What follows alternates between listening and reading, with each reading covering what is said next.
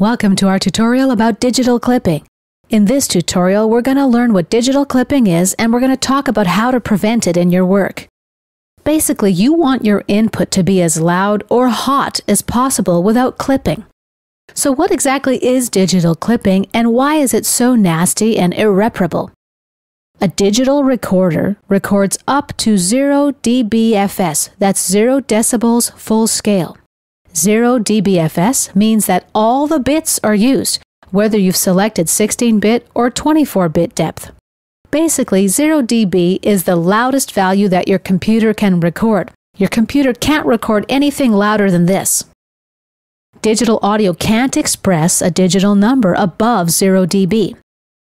That means if you try to record a signal whose amplitude goes above this maximum value, there's no way to express that loud of a signal. Your audio interface will do the best it can though, and it reproduces a string of 0 decibel values which end up looking like this flat top here that I've marked with the red arrow. The resulting sound is a buzz or distortion, and usually it's unusable, unbearable. So when you go above 0 decibels on your meters, you're entering the zone of digital clipping, and there usually isn't any way to fix this later. Now, there are some exceptions. For example, if the clip is, 5 samples or less, you can usually modify it manually. You just zoom in real close on your audio software and then change the shape of the wave manually. Also, sometimes clipping on the input's okay. You just need to have a listen to see what's happened to make sure there's no distortion on the output. Now, clipping on your master output meter usually indicates trouble. When you're setting your levels, make sure that the meters on your software's input aren't going into the red, which is usually an indication of clipping. If they are, then turn down your source device until they're no longer going into the red. Make sure you check your meters at the loudest point. Since audio interfaces vary, do a test record and have a listen also. One manufacturer may allow signals, especially peak signals or transients, to go into the red without introducing distortion, while another might clip when the signals barely hit the overload indicators.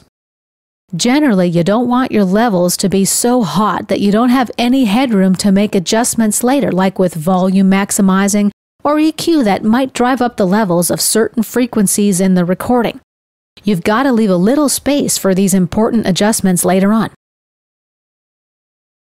One thing not to do when you clip is to turn down the output in the software or on your output device so that you don't hear it. This is only going to give you softer clipping because the source of the clipping problem is on the input. Conversely, be careful not to record too soft a signal in fear of clipping. If the signal's too low, then you'll get a less accurate representation of the audio in digital form. Your sound will be grainy, thinner. That's an inevitable part of the digitizing process whereby the audio signal gets converted into numbers.